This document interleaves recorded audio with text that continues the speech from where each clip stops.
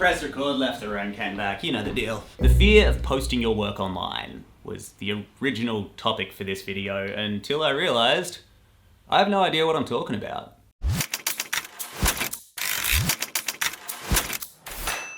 This whole thing's going somewhere, and trust me, this video is something I've wanted to make for a very long time. I'm really, genuinely, truly excited about this one.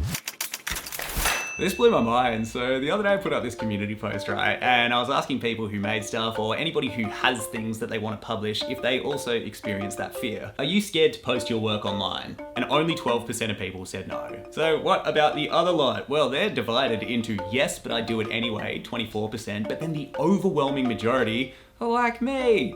Yes, and it stops me from posting my work, 64%. That is heartbreaking. But what really caught me by surprise were the comments. They just started pouring in, man. This is clearly something that all of us, minus 12%, are experiencing. And I don't know, I feel like maybe I'm not looking in the right spot, but I feel like this issue literally feels like the thing that separates people from their dreams, and there's just not that much being said about it. But ever since that poll and all the incredible comments that came with it, I've been thinking about just how destructive this fear has been.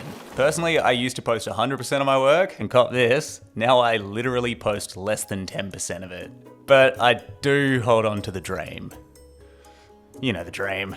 It's so simple, but so hard. I want to post 100% of my work again. That's it, man. It's been such a block, and I don't know why it's taken me this long to talk about it, but it's a real problem. Not to anybody else, but to me, and I'm gonna change it.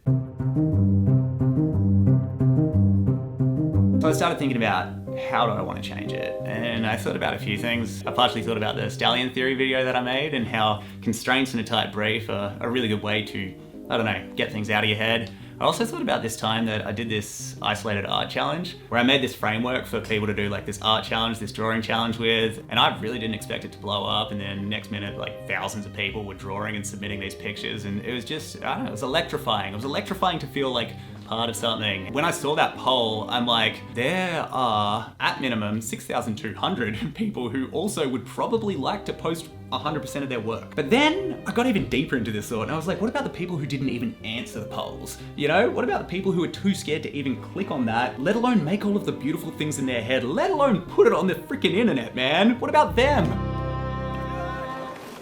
And so all this is going on in my head and I'm having these thoughts and thoughts and thoughts and thoughts. And then one night, I'm reading my daughter a book. I'll get the book. It's called W is for Wombat. It's a simple alphabet book. A for anthill, B for boomerangs, C for cockatoos, D for dingoes, then go through the alphabet until we hit Z.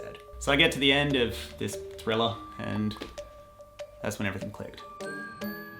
I call it the Alphabet Superset. What it is a way to turn the next 6 months of your life into the most creative 6 months of your life. And that 6 months is no accident. So what we're doing is we are taking the 26 letters of the alphabet, and each week you create something about a topic that starts with a different letter. So on week 1, A, week 2, B, week 26, Z.